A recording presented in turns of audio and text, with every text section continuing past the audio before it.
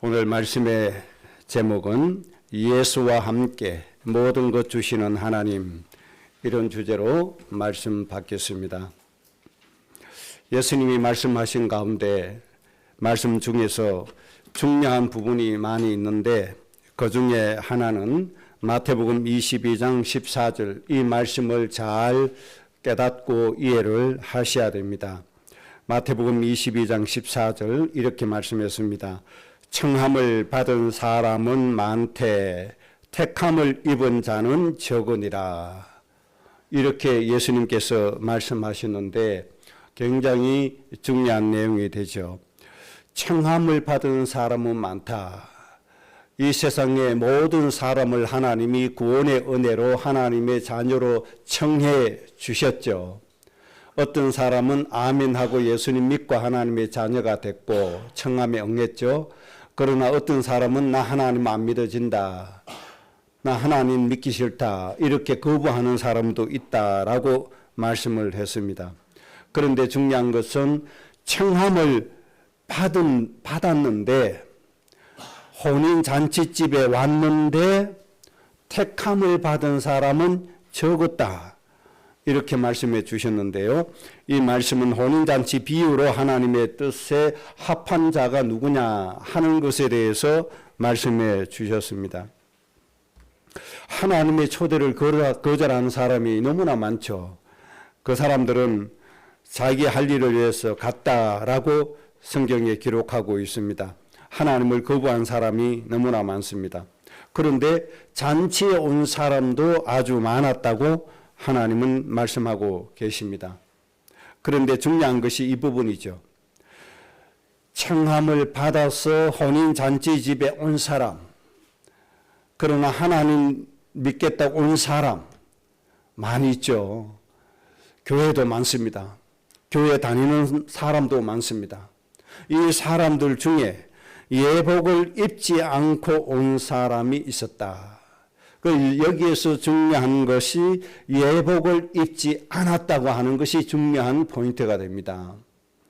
이 예복을 입지 않은 사람은 예수님께서 뭐라고 하시는 거 하니까 그들을 묶어라, 결박을 해서 바깥 어두운 데 내쫓아라고 말씀을 하셨습니다.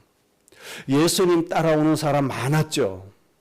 그 중에 예복을 입지 않고 온 사람이 많았다는 거죠. 예복을 입지 않은 사람은 하나님께 합당하지 않으니 그들을 묶어서 바깥 어두운 곳에 내쫓아라, 이렇게 말씀해 주셨습니다. 그래서 여기에서 중요한 것, 예복이 도대체 뭐냐 하는 겁니다. 예복이 뭐냐, 이게 이제 중요한 것이죠. 이 말씀을 하신 그 배경, 이유, 대상자를 보면 이해할 수가 있습니다. 두 가지를 의미합니다. 첫째는 하나님의 구원의 길에 서지 않는, 하나님의 구원의 길에 들어오지 않는 제사장, 바리새인, 서기관, 그리고 따르는 무리들, 이런 사람입니다. 여기에서 중요한 건 누구죠? 구원의 길 되시는 예수님을 부정하는 사람, 예수님을 부정하는 사람, 예수님을 하나님의 아들로 인정하지 않는 사람, 예수님을 구세주로 인정하지 않는 사람, 그리고 교회에 오는 사람, 이런 사람들은 예복을 입지 않은 사람들이죠. 그 다음에 두 번째는 하나님의 일이 아닌 자기들의 일을 하는 사람들입니다. 제사장, 바리새인, 즉 유대인들은 하나님의 일에 서지 않았죠. 자기들의 일을 합니다. 주로 장로들의 전통, 교회의 전통을 지킵니다. 그리고 선민 사상에 빠져 있습니다. 하나님의 일은 모든 이방인들을 살리는 것이 하나님의 뜻입니다.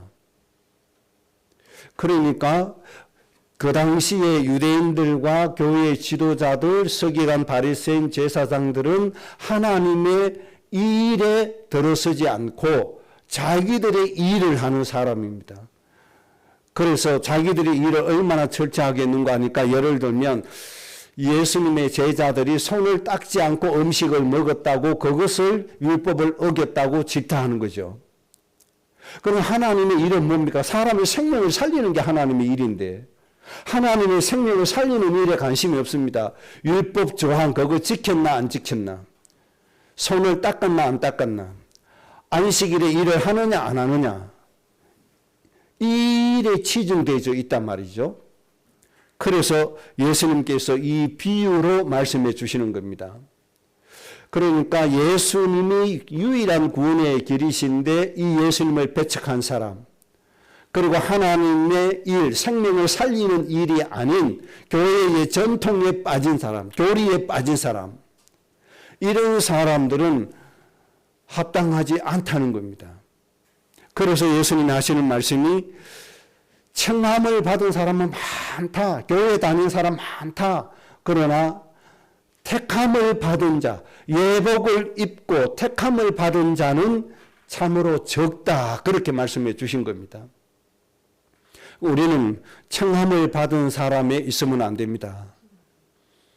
택함을 받은 사람이어야 됩니다. 택함을 받은 자, 하나님께 선택받은 자가 되어져야 됩니다. 하나님께 합한 자가 되어져야 됩니다. 하나님의 마음에 합당한 자가 되어져야 됩니다. 이것이 아주 중요한 것이죠. 하나님 마음에 합한 자가 택함을 입은 자입니다.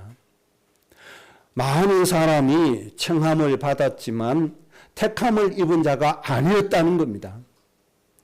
우리 교회의 모든 성도들 후대들은 정말 하나님의 마음에 합한 자, 하나님의 뜻을 행할 자가 되어서 택함을 입은 자가 꼭 되시기를 주의 이름으로 축복합니다. 이번 주간에 제가 TV를 보는데 저는 TV 다른 거 안 봅니다. EBS 세계 테마 기행이라는 프로그램, 그걸 1순위로 봅니다. 그 보는 이유는 모든 민족을 가슴에 품기 위해서입니다. 각 나라를 돌면서 그 나라의 특징적인 것을 그 여행, 그 다음에 여행으로 해서 알려주기 때문에 굉장히 전 모든 민족을 이해하는데 많은 도움이 되는 그런 프로그램입니다. 그런데 이번 주간에는 폴란드라고 하는 나라에 대해서 방송을 하는데 월요일부터 목요일까지 방송을 합니다. 그래서 폴란드라고 해서 다른 때보다도 더 마음을 가지고 봤습니다. 왜 그런가 하니까 폴란드라고 하는 나라는 우리나라의 무기를 굉장히 많이 사가지고 간 나라입니다. 24조 원이 넘도록 우리나라로 계약을 하고 무기를 사가지고 가는 나라인데 전투기를 사가지고 갔습니다. 그 다음에 전차, 자주포, 그 다음에 아주 뛰어난 무기가 있죠. 미국의 하이마스라고 하는 그 다연장 로켓보다도 우리나라 그 천무라고 하는 이 다연장 로켓이 더 우수하잖아요. 이런 많은 무기를 사가지고 가는 나라라서 더 관심 있게 봤습니다. 그래서 월요일부터 수요일까지는 그 나라의 특징적인 거, 사람들이 사는 모습, 이런 것들을 방영해서 아 그렇구나 그러고 그냥 넘어갔는데, 목요일날 방송하는 내용이 성경하고 연관이 있는 방송이라서 굉장히 마음에 좀 무겁게 와닿아지는 그런 부분이 있었습니다. 폴란드 남쪽 지역에 아우슈비츠라고 하는 지역이 있습니다. 아우슈비츠, 독일명입니다. 그리고 폴란드 명은 52앙침이라고 하는 지역인데, 이 지역이 왜 중요한가 하니까 독일의 히틀러가 세계 2차 대전을 일으키면서 새벽에 폴란드를 폭격했잖아요. 그리고 폴란드를 침공했습니다. 그리고 이 아우슈비츠 지역에 수용소를 만들었는데, 수용소 만든 이유가 유대인들을 잡아서 학살하기 위해서 수용소를 만들었습니다. 그래서 아우슈비츠 이 지역에 수용소를 만들어 가지고 유대인들을 체포해서 학살을 했는데, 여기에서 100만 명을 학살을 했습니다. 헝가리도 침공을 했죠. 헝가리 도나우 강 주변에서 유대인 학살은 60만 명을 학살을 했습니다. 그보다 더 많은 폴란드에서 100만 명을 학살을 했습니다. 그런데 독일의 히틀러가 왜 전쟁을 일으켜서 왜 하필 유대인만 골라서 그렇게 학살을 했느냐. 그 의미가 있습니다. 이게 성경과 연관이 있고 하나님의 일과 연관이 있습니다. 청함을 받은 자와 택함을 받은 자와 연관이 있습니다. 하나님이 유대인을 청하신 거예요. 그러나 택함을 받지는 못한 거예요. 그 유대인들이 선민 사상 빠져서 우리 자기 육신을 위해서 살았잖아요. 하나님을 거부하고 하나님을 떠나고 하나님을 거역하고 이렇게 해서 하나님이 유대인 이 아브라함 후손이죠. 이스라엘이죠. 이들을 하나님이 헛되버렸습니다. 그것을 디아스포라라고 얘기를 하죠. 역사적인 용어로. 이렇게 각 나라로 다 흩어져 버렸습니다. 이 흩어진 유대인들을 히틀러가 싹싹 모아가지고 폴란드에서 100만 명을 학살을 한 겁니다. 저 헝가리에서 60만 명을 학살을 시킨 겁니다. 왜 이렇게 됐을까요? 이 이스라엘 민족은 하나님이 선택했습니다. 아브라함 후손입니다. 복의 권원입니다. 하나님이 창대케 하셨습니다. 그런데 왜 역사적으로 이런 엄청난 고통을 당하고 재난을 당하고 이런 비극을 당한 주인공이 돼야 되느냐 하는 겁니다. 비참하게 죽였죠. 가스실을 만들어 가지고 가두어 놓고 천정을 뚫어서 독가스를 주입해서 죽인 게 아닙니까? 그 수용소가 지금도 있습니다. 지금도 역사적으로 그 흔적이 있습니다. 그래서 그 수용소 이름을 지금도 아우슈비츠라는 이름, 독일어 이름 그대로 쓰고 있습니다. 이 역사적으로 그 흔적이 지금도 남아있는 거죠.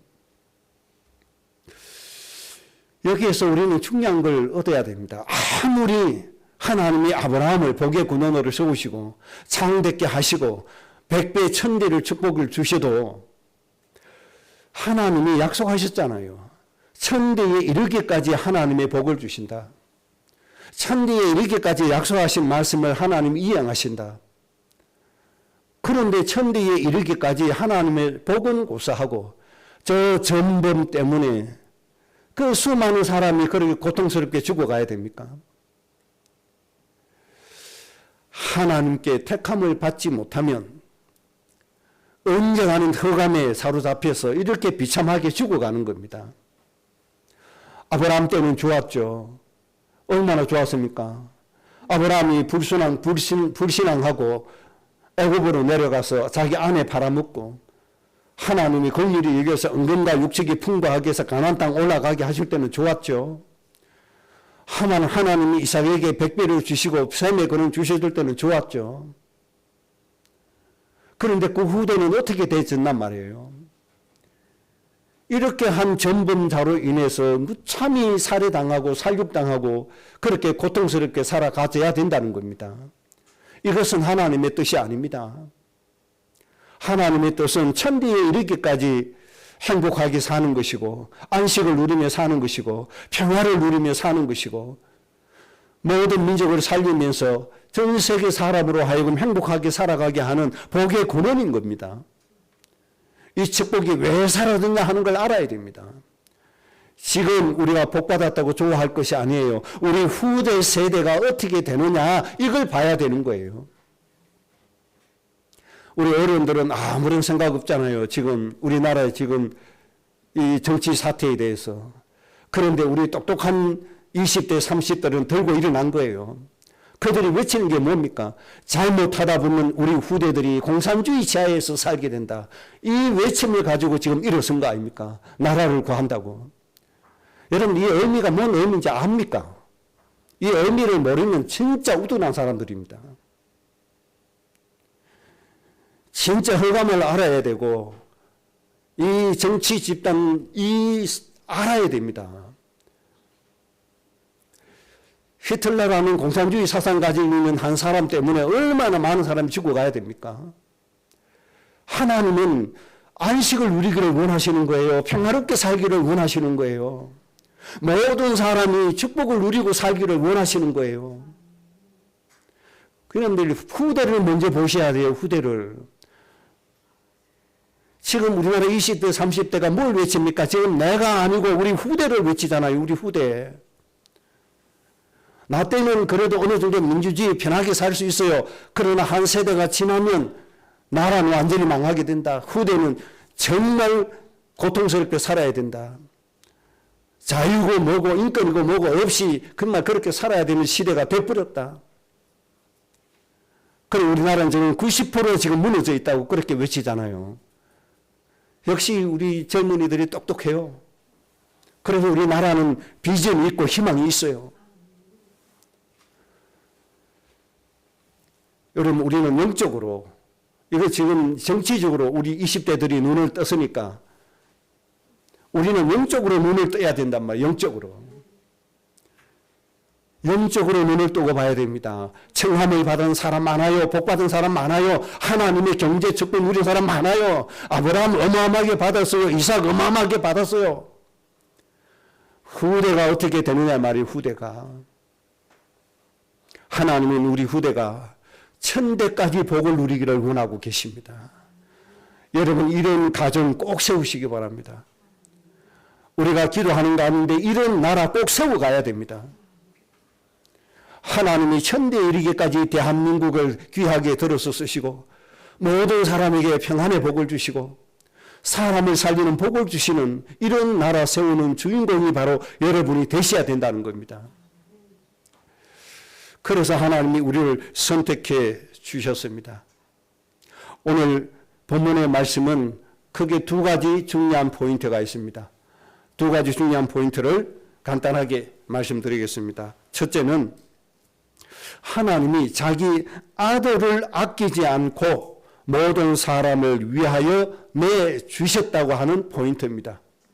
그 다음에 두 번째는 이 아들과 함께 우리에게 모든 것을 주셨다고 하는 겁니다. 이 두 가지 굉장히 중요한 것이고 이 두 가지 말씀이 우리 인생을 아주 행복하게 하고 세상을 살릴 만큼 모든 민족을 복되게 할 만큼 풍요롭게 하는 귀한 말씀임을 꼭 믿으시고 이 말씀의 열매를 꼭 100배 이상 거두시기를 주의 이름으로 축복합니다. 먼저 자기 아들을 아끼지 않고 주셨다. 이유가 있습니다. 요한복음 14장 6절 내가 곧 길이요 진리요 생명이니 나로 말미암지 않고는 아버지께로 갈 자가 없다. 이 이유 때문입니다. 예수님 아니면 하나님 만날 수 없고 예수님 아니면 하나님 자녀 될 수 없고 예수님 아니면 하나님의 축복을 누릴 수가 없습니다. 예수님만이 우리를 하나님 만나게 해주십니다. 예수님만이 인간을 올바르게 공의와 정의롭게 살 수 있는 진리가 되어주시는 겁니다. 그래서 하나님이 아들을 아끼지 않고 주신 겁니다. 그 이유는 뭐겠습니까? 최종 이유는 온 인류의 백성들을 구원하시는 겁니다. 하나님 만나게 하시는 겁니다. 이 땅에 흑암에 눌려 죽어가는 모든 사람들을 하나님 자녀되게 만드시기 위해서입니다. 이 땅에 흑암 때문에 온갖 고통스럽게 살아가는 그 사람들을 구원해서 하나님의 축복으로 살게 하기 위해서 하나님이 아들을 주신 겁니다. 그래서 이 아들이 오셔서 대속 제물이 되셨다고 말씀하셨고 나는 섬김을 받으려고 온 것이 아니라 섬기기 위해서 왔다고 예수님이 선포하셨습니다. 그 섬김의 내용이 대속 제물입니다. 십자가에서 대신 속죄 제물로 죽어주시는 겁니다. 그러면서 예수님이 요한복음 19장 30절에 모든 것을 다 이루었다 선포하셨습니다. 그리고 숨을 거두신 겁니다. 뭘 이루었습니까? 하나님 만나는 길을 이루었습니다. 하나님의 축복을 누릴 수 있는 길을 이루었습니다. 하나님의 품에 안길 수 있는 그 은혜를 이루었습니다. 하나님의 자녀가 되는 권세 누리도록 그것을 이루었습니다.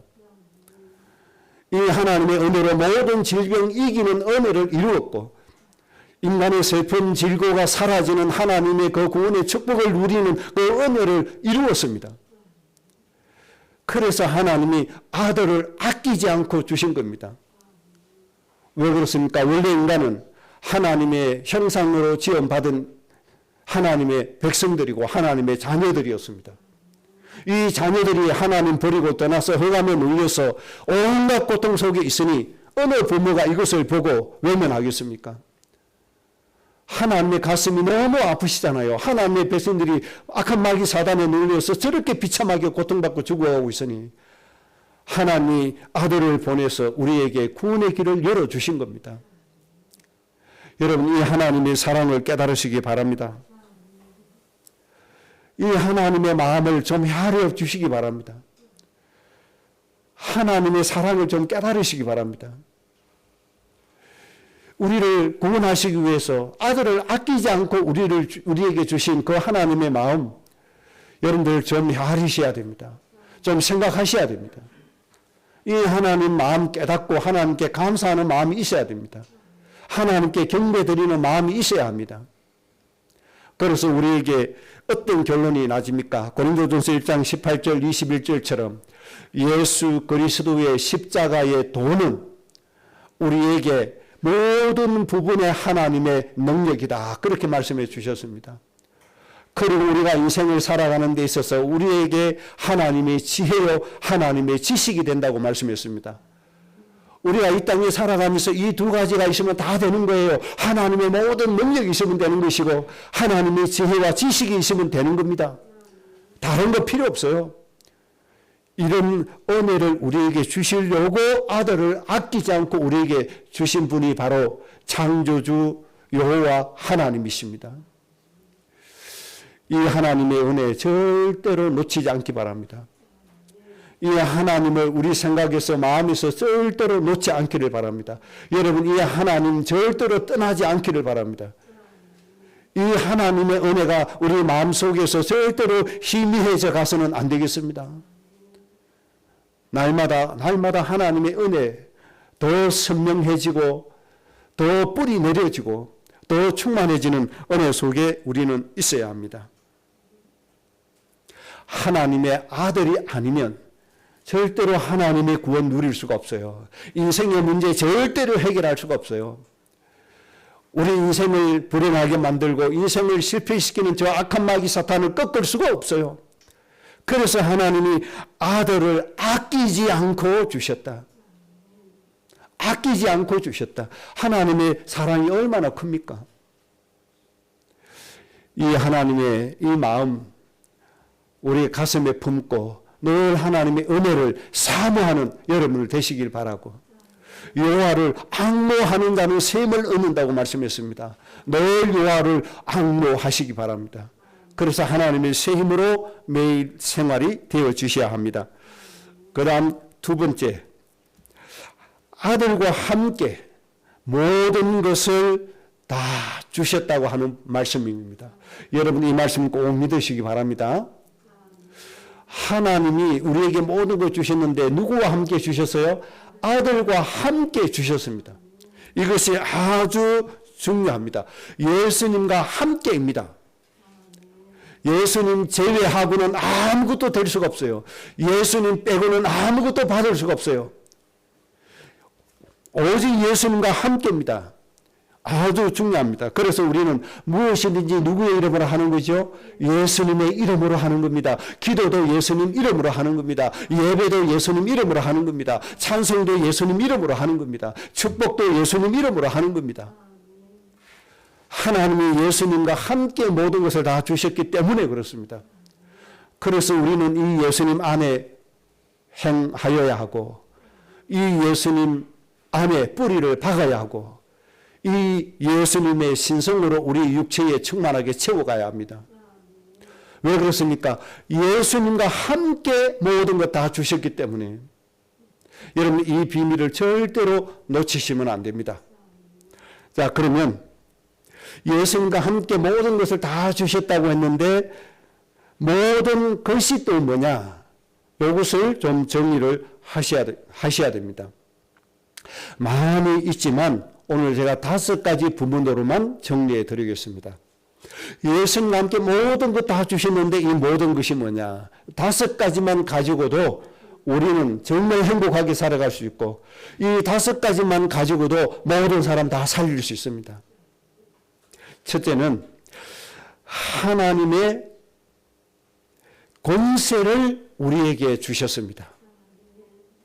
그래서 우리에게 뭐라고 말씀하셨죠? 요한복음 1장 12절에 하나님의 자녀가 되는 권세를 주셨다고 하셨고, 하나님의 자녀가 되니까 로마서 8장 15절 17절에 하나님의 영을 받은 자로서 하나님의 상속자가 되었다라고 말씀하고 계십니다. 우리는 하나님의 상속자입니다. 그러므로 하나님의 권세를 누릴 권리를 우리가 가지고 살아가는 겁니다. 그래서 제일 먼저 하나님의 권세를 우리에게 주시고 우리가 어떻게 살아야 됩니까? 제일 먼저 누려야 될 것이 하나님의 능력을 행하게 하신 것을 누려야 됩니다. 여러분 몸에 하나님의 능력이 나타나줘야 돼요. 여러분의 인생에 하나님의 능력이 끊임없이 나타나줘야 돼요. 하나님의 권세를 누리게 하셨기 때문에, 권세를 주셨기 때문에, 하나님의 상속자이기 때문에 제일 먼저 뭘 누리라고요? 하나님의 능력을 누려야 됩니다. 사도행전 19장 11절 우리 사도 바울처럼 하면 됩니다. 바울처럼 하면 되는데 사도행전 19장 11절에 하나님이 바울의 손으로 놀라운 능력을 행하게 하시니, 하나님이 이렇게 하십니다. 하나님이 우리를 사용하시기 전에, 하나님이 우리가 전도하기 전에, 하나님이 이 일을 수행하기 전에 먼저 하나님 우리에게 하나님의 능력을 행하게 하시는데 놀라운 능력을 행하게 하셨다, 이렇게 기록하고 있습니다. 그래서 19장 12절에 바울의 몸에서 손수건이나 앞치마를 가져다가 병든 사람에게 얹으면 그 병이 떠나가고 악기도 나가더라, 이렇게 말씀했습니다. 여러분 사랑하는 사람이 있잖아요.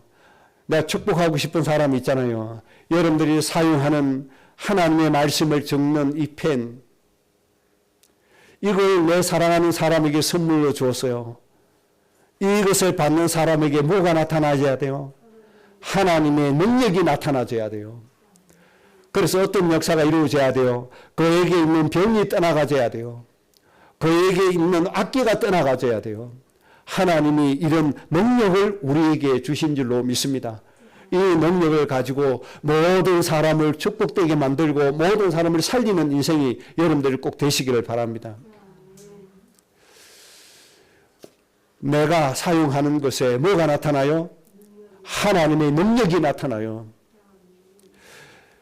저는 이 하나님의 말씀을 믿고 우리 지방의 목사님들에게 하나님의 말씀에 은혜 받고 말씀을 기록하시고 말씀의 권세 누리라고 제가 펜을 하나씩 선물로 드린 겁니다.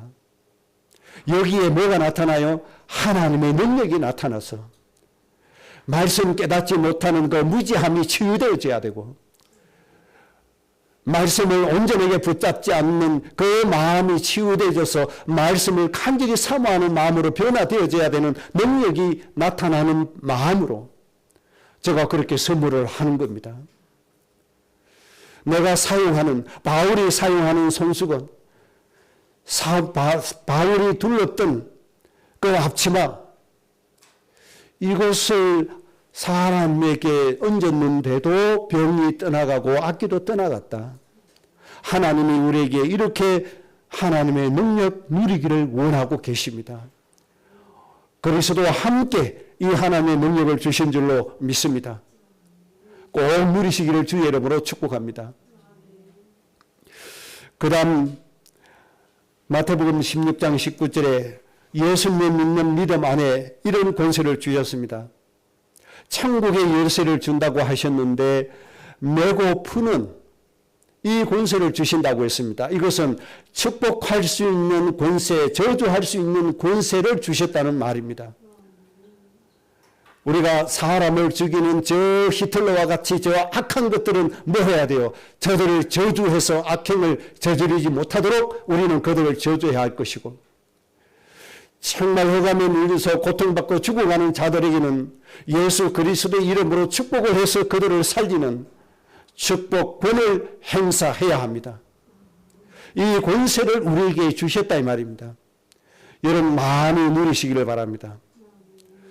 사람을 죽이고 사람을 해하는 저 악한 것들은 여러분들이 저주를 하시고, 정말 고통받고 죽어가는 저 영혼들은 우리가 축복을 해서 그들을 살려야 하는 이런 권세를 하나님이, 이런 천국 열쇠를 우리에게 주셨다는 사실, 여러분들 꼭 믿으시고 누리시기를 주의 이름으로 축복합니다.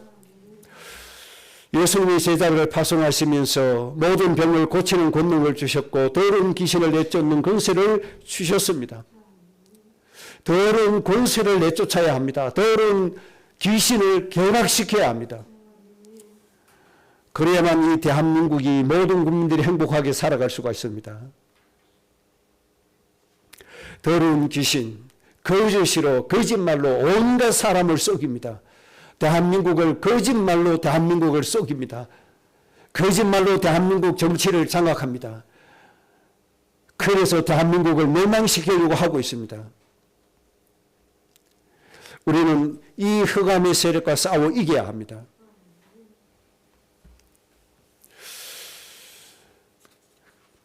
그 다음에 두 번째, 모든 것. 이것이 아주 중요한 것이 되겠습니다.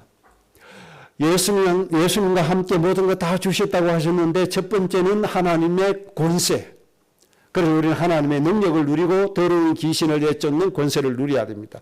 두 번째, 모든 것 다 주셨다는 내용이 뭔가 하니까 하나님의 영원한 약속을 받을 자의 복을 주셨다.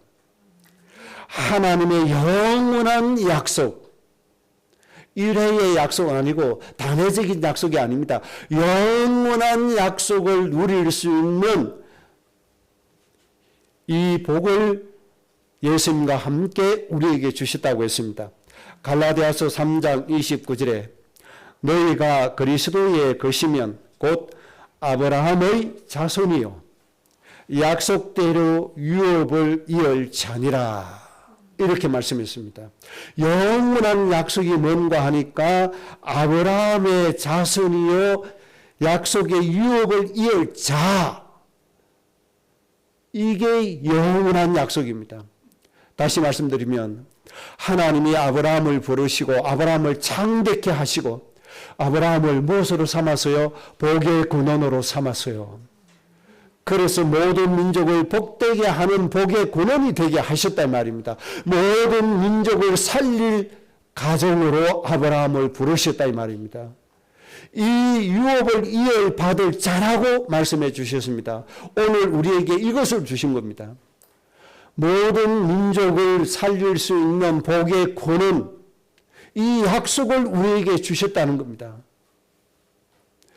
아브라함에게 주시고 끝난 것이 아닙니다. 끝난 것이 아니고 그 약속을, 그 유업을 이어받을 자로 우리에게 약속해 주셨다. 갈라디아서 4장 28절 형제들아 너희는 이삭과 같이 약속의 자녀라. 이삭과 같이 약속의 자녀라. 하나님이 이삭에게 약속하셨습니다. 천하 만민이 너와 내 후손 때문에 천하 만민이 복을 받게 될 것이다. 하나님이 주신 약속입니다. 이것 때문에 셈의 권한을 주셨고 이것 때문에 100배의 결실을 얻게 하셨습니다. 하나님이 우리에게 말씀해 주셨습니다. 형제들아 너희는 이삭과 같이 무슨 자녀라? 약속의 자녀라. 무슨 약속입니까? 천하 만민을 살리는 복을 받는 약속을 받은 자. 그리스도와 함께 이것을 오늘 우리에게 주셨다는 사실 꼭 믿으시고 아멘 하시기 바랍니다. 에베소서 3장 6절에 이는 이방인들이 복음으로 말미암아 그리스도 예수 안에서 함께 상속자가 되고 그리스도 안에서 함께 상속자가 되고 함께 그리스도의 지체가 되고 함께 약속에 참여하는 자가 되리라. 지금 이 시대에 우리에게 주신 하나님의 영원한 약속의 내용입니다. 여러분 창세기 12장, 창세기 17장에 하나님의 약속이 끊어진 게 아닙니다. 지금 영원의 약속으로 우리에게 허락해 주신 겁니다. 하나님의 그 약속은 지금도 우리에게 이어져 오고 있습니다. 그 약속을 지금 우리에게 주셨습니다. 너희는 모든 민족의 아버지 어머니라. 그래서 내가 너희를 큰 민족을 이루겠다. 너희에게 왕들이 나오게 하겠다. 이 약속이 끊어진 것이 아니고 지금까지 우리에게 약속으로 이어져 우리에게 지금 주어졌다는 사실입니다. 이 사실을 정말 좀 믿으시기 바랍니다. 하나님의 이 약속은 가볍게 여기고 이스라엘 백성들처럼 육신의 복만 단무스만 위해서 애국하다가 저 히틀러에게 수백만이 사륙당하는 그런 역사를 만들 겁니까? 다시는 그런 비극의 역사가 이 땅에 일어나서는 안 됩니다. 여러분들이 영원한 약속을 붙잡고 이거 누리는 것 때문에 전 세계가 하나님의 안식과 축복으로 평화가 넘쳐나져야 됩니다. 이 땅의 모든 영혼들이 하나님의 복을 누리고 하나님께 찬송하고 하나님께 영광 올려드리고 그리스도의 지체로서 하나님의 상속자가 되어지는 이런 세계의 역사가 되어져야 합니다. 이 약속이 끝난 게 아니란 말이에요. 이 약속이 이어진단 말이에요. 여러분 꼭 믿으시기 바랍니다. 아브라함 때로 끝난 게 아닙니다. 이 약속을 유업으로 이어받을 자가 누굽니까? 바로 오늘 우리입니다. 하나님이 이 약속을 누구를 위해서 이루십니까? 오늘 나를 통해서 이루어 가시기를 원하십니다. 이거 버리면 우리의 역사는 저 사악한 인간 때문에 또 사륙당하고 또 고통 속에 흑암에 놓여서 또 죽어가야 될 것입니다. 우리는 정신을 차리고 이 세상을 하나님의 축복으로 만들어 가야 합니다. 여기에 쓰임받는 주인공 되시고 여기에 택함을 입은 여러분들이 꼭 되시기를 주의 이름으로 축복합니다. 베드로후서 1장 4절에 이로써 그 보배롭고 지극히 큰 약속을 우리에게 주사 아브라함에게 주셨던 이삭에게 주셨던 그 약속 그 보배롭고 존귀한 약속 이것을 오늘 우리에게 주셨다고 또 말씀하고 계십니다. 구약 시대로 끝난 게 아닙니다. 이스라엘로 끝난 게 아닙니다. 오늘 예수님 믿고 하나님 자녀에게 우리에게 유업으로 줬었다는 사실을 꼭 믿으시고 이 약속을 여러분들 가슴 속에 소중하게 받아들이는 그 믿음이 오늘 있으시기를 바랍니다. 그 다음 세 번째입니다. 그리스도 함께 우리에게 무엇을 주시느냐. 세 번째 주신 내용은 하나님의 인도와 보호하심을 받을 권리를 우리에게 하나님이 주셨습니다. 하나님이 우리를 인도하시고 보호하시는 책임이 하나님께 있고 우리는 이 하나님의 인도와 보호를 받을 권리가 우리에게 있는 겁니다. 신명기 32장 10절에 하나님이 우리를 호위하신다. 하나님이 우리를 보호하신다. 하나님이 우리를 자기의 눈동자같이 지켜주셨다. 이렇게 말씀했습니다. 하나님이 광야 40년 지날 동안에 구름 기둥을 주셨고 불 기둥을 주셨고 홍해를 가르셨고 만나를 주셨고 샘이 터지게 하셨고 메추라기를 주셨고 하나님이 모든 수단을 동원해서 이스라엘 백성들을 지켜주시고 우리를 지켜주신 겁니다. 여러분들이 몰라서 그렇지 우리가 오늘 살 때까지 우리 스스로 얼마나 위험한 일을 많이 자초한지 압니까? 엄청나게 위험한 일을 많이 자초했습니다. 운전할 때만 해도 우리가 깜빡 졸고 운전할 때가 얼마나 많았는지 압니까? 그때마다 하나님은 눈동자와 같이 지켜주셨다는 사실을 알아야 됩니다. 우리 스스로 우리 몸이 상할 수 있도록 얼마나 위험한 일을 많이 자초하고 산지 압니까? 그때마다 하나님이 우리를 눈동자와 같이 지켜주셨다는 사실을 아셔야 됩니다. 그리스도와 함께 이 모든 은혜를 우리에게 주셨습니다. 시간이 없으니까요. 다니엘과 다니엘 세 친구 예를 들어서 우리가 붙잡으면 되겠습니다.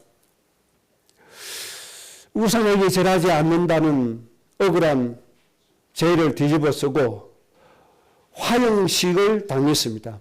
풀무불을 평소보다 7배나 뜨겁게 하는데 다니엘 세 친구를 집어넣었습니다. 불에 태워서 죽이려고.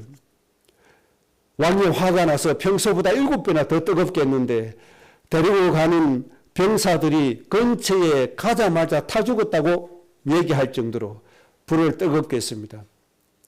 그런데 하나님이 주의 사자를 하나 보내주셨습니다. 분명히 세 사람 던져 놓았는데 보니까 몇 사람이 보였습니까? 네 사람이 보였습니다. 그 한 사람이 누굽니까? 하나님이 보내신 주의 천사입니다. 그 뜨거운 불무불을 무력화시켜버리고 그 불 속에서 하나님을 찬송하고 있는 겁니다. 하나님이 보호하시면 이런 역사가 일어납니다. 하나님 이런 인도와 보호하심으로 여러분을 지켜주십니다. 누구와 함께? 그리스도와 함께. 하나님이 은혜를 주셨습니다. 그 다음에 다니엘은 어디에 던짐을 받았습니까? 일주일 굶긴 사자굴에 던짐을 당했습니다. 일주일 굶긴 사자는 가장 맹수입니다. 최고로 무섭게 사람을 삼키는 그 상태입니다. 뼈째 어스러뜨려서 삼킬 그 상태를 만들어서 다니엘을 집어 던졌습니다.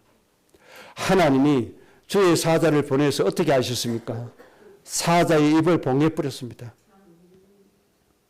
하나님이 이렇게 인도하시고 보호하시고 지켜주신다는 사실 믿으시기 바랍니다. 믿음이 너무 좋아가지고 일부러 위험을 자초해서 가면 안 돼요. 그런 우둔하게 살면 안 됩니다. 하나님은 우리가 어디를 가든지 어떤 위험에 처하든지 하나님의 눈동자와 같이 이렇게 우리를 보호하시고 지켜주십니다. 그 다음 네 번째, 그리스도와 함께 주신 내용입니다. 그리스도와 함께 우리에게 주신 내용이 이것이 굉장한 축복인데 세상에 빛이 되는 삶을 주셨고 그리스도의 대리자가 되는 삶을 주셨고 그리스도의 증인이 되는 삶을 주셨습니다. 그래서 한마디로 세상에 빛이 되게 해 주셨습니다. 이사야 49장 6절에도 말씀하셨죠. 내가 너희를 이방인의 빛으로 세웠다. 세상에 빛이 되는 삶을 살도록 하나님이 축복해 주신 겁니다. 왜 그렇습니까? 저 죽어가는 사람을 좀 살리라고. 여러분 축복 중에 제일 큰 축복이 뭔지 압니까? 사람을 옳은 대로 이끈 사람은 그의 이름이 하늘의 별과 같이 영원토록 빛나게 할 것이다. 가장 큰 축복이 죽어가는 생명 살리는 겁니다. 빛이 돼서 뭐 하라는 것이죠? 죽어가는 사람 살리라는 것 아닙니까? 그러니까 이게 전도의 축복입니다. 이게 전도의 축복. 빛의 삶을 살게 해주셨다는 이 말은 전도의 축복을 살게 해주신다는 겁니다. 나를 보고 구원받게 해주시는 삶을 살게 해주신다는 겁니다. 그래서 우리는 전도자가 되기 위해서 빛이 되기 위해서 조심해야 될 것이 있습니다. 데살로니가전서 5장 22절에 이렇게 말씀했습니다. 어떤 악은 어떤 모양이라도 버리라. 악한 것은 어떤 모양이라도 버려야 된다. 이게 빛이 되기 위한 삶의 첫 번째 순서입니다. 육신의 악한 것, 악한 생각, 어떤 것이라도 버려야 된다. 탐심이 가장 악한 것이잖아요. 이 어떤 것이라도 다 버려라. 남을 탐하는 거 악한 것이잖아요. 십계명 어긴 거 악한 것이잖아요. 어떤 모양이라도 버려라. 버려야 돼요. 안 버리면 안 돼요. 그리고 로마서 12장 21절에 악에게 지지 말고 선으로 악을 이겨라. 이렇게 말씀해 주셨습니다. 우리가 육신을 악한 생각을 이기는 방법이 있습니다. 그리스도인이 악한 생각을 버리는 방법이 있습니다. 유혹을 따르지 않는 방법이 있습니다. 그 방법이 뭔가 하니까 이삭을 예를 들어서 말씀드리면 하나님이 100배, 1000배를 주십니다. 하나님이 거부가 되게 해 주십니다. 하나님이 창대케 해 주십니다. 하나님이 많은 경제와 응답을 우리에게 주실 겁니다. 그런데 이 응답을 받고 난 후가 중요합니다. 하나님이 주시는 100배, 하나님이 풍성케 해주시는 이 축복을 받은 후가 중요합니다. 이것을 받고 난 후에 누림에 있어서 나를 위해서 누리느냐, 모든 백성을 위해서 누리느냐, 여기에 따라서 진짜 축복이 갈라져 버리는 겁니다. 하나님이 이삭에게 100배를 주셨죠. 셈의 근은 주셨죠. 그런데 이것을 받은 이삭이 누구를 위해서 누렸습니까? 자기 육신, 별미를 위해서 누렸습니다. 이때부터 악한 것으로 바뀌게 되고 유기 생각으로 바뀌게 됩니다. 하나님이 많이 주셨던 적게 주셨던 하나님이 주신 것을 무엇을 누려야 돼요? 모든 민족을 위해서 누리면 영적인 사람이 되어지는 겁니다. 이것이 아주 중요한 겁니다. 이것은 방법이 되어지는 겁니다. 하나님이 많이 주시든 적게 주시든 주시는 것을 가지고 나를 위해서 누리지 말고 하나님의 백성을 위해서 누리시기 바랍니다. 그러면 우리가 뭐가 됩니까? 빛이 될 수가 있는 겁니다. 5번째입니다. 그리스도 함께 우리에게 주신 모든 것의 내용, 모든 것을 넉넉히 이기는 권리를 우리에게 주셨습니다. 모든 것을 넉넉히 이기는 권리. 그 예수님께서 부활하신 이유가 있습니다. 물론 우리에게 생명을 주셨죠. 모든 은혜가 우리에게 있습니다. 이것이 한마디로 말씀드리면 고린도전서 5장 57절에 주 예수 그리스도로 말미암아 승리를 주시는 하나님께 감사하노니라고 말씀했습니다. 승리를 주신 겁니다. 이김을 우리에게 주신 겁니다. 그래서 로마서 8장 37절에 하나님의 사랑으로 말미암아 우리가 넉넉히 이기게 된다고 말씀해 주셨고, 로마서 8장 31절에 하나님이 우리를 위하시기 때문에 우리를 대적할 자가 없다, 그렇게 말씀했습니다. 그래서 우리는 어떤 결론에 도달합니까? 창세기 1장 28절에 도달합니다. 정복하고 다스리는 사람이 되라. 우리의 인생은 이렇게 결론이 나지게 될 것입니다. 하나님이 그리스도와 함께 이 5가지 내용을 우리에게 정리해 주셨습니다. 여러분을 꼭 누리시기 바랍니다. 결론입니다. 우리는 2가지를 잘 누려야 됩니다. 하나님이 예수님을 통해서 이루어진 것을 누려야 됩니다. 이루어진 것 누리기 위해서 이사야 35장의 말씀을 여러분들이 또 묵상하고 또 묵상하시고, 오늘 이 시간 이후로 이사야 35장 말씀을 다시 또 노트에 쓰시면서 그 말씀이 누림이 되게 해달라고 기도하시기 바랍니다. 그 다음에 앞으로 하나님이 이루어 가실 그 축복을, 그 약속을 누리시기 바랍니다. 그것은 이사야서 60장 일어나 빛을 발하라입니다. 일어나 빛을 발해서 죽어가는 저 생명을 살리고 복의 근원으로서 모든 민족을 가슴에 품고 살아가는 것입니다. 그래서 이사야 60장의 말씀도 또한 여러분들 노트에 쓰셔야 됩니다. 내가 빛을 발해서 모든 사람을 살리는 데 있어서 하나님의 주시는 축복의 내용들을 정리하고 앞으로 계속 누려가셔야 됩니다.